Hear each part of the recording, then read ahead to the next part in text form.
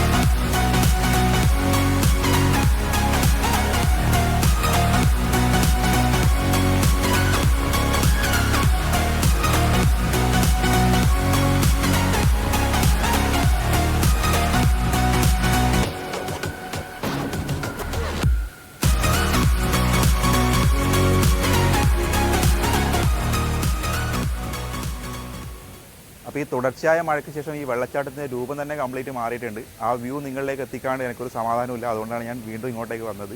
അപ്പോൾ നമുക്ക് അടുത്ത പരിപാടിയിലേക്ക് പോകാം. 80 വർഷത്തിന് ശേഷം പൂക്കുന്ന പനമരത്തിൻ്റെ ഒരു ഡ്രോൺ വ്യൂ ആണ് ഞാൻ നിങ്ങൾക്ക് കാണിക്കുന്നത്. അപ്പോൾ ഏതായാലും നമുക്കൊന്ന് കണ്ടു നോക്കാം.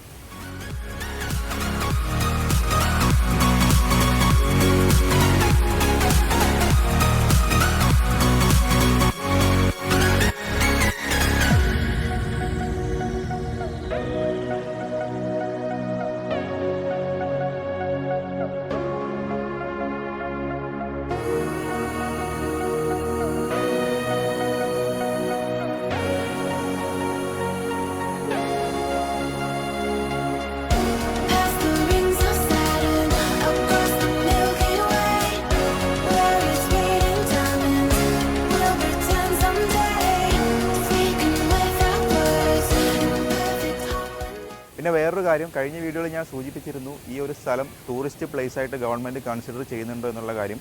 ഇവിടുത്തെ നാട്ടുകാർ പറഞ്ഞ പ്രകാരം ഈ പ്ലേസ് ടൂറിസ്റ്റ് പ്ലേസ് ആയിട്ട് ഇതുവരെ കൺസിഡർ ചെയ്തിട്ടില്ല, ഇവിടുത്തെ പഞ്ചായത്ത് പോലും.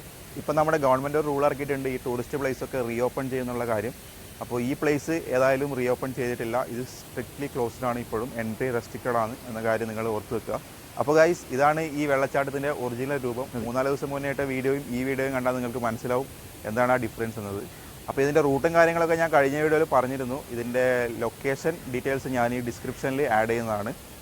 അപ്പോൾ ഇന്നത്തെ വീഡിയോ എല്ലാവർക്കും ഇഷ്ടമായെന്ന് വിചാരിക്കുന്നു. പുതിയൊരു വീഡിയോ ആയിട്ട് കാണുന്നത് വരെ ബൈ ബൈ.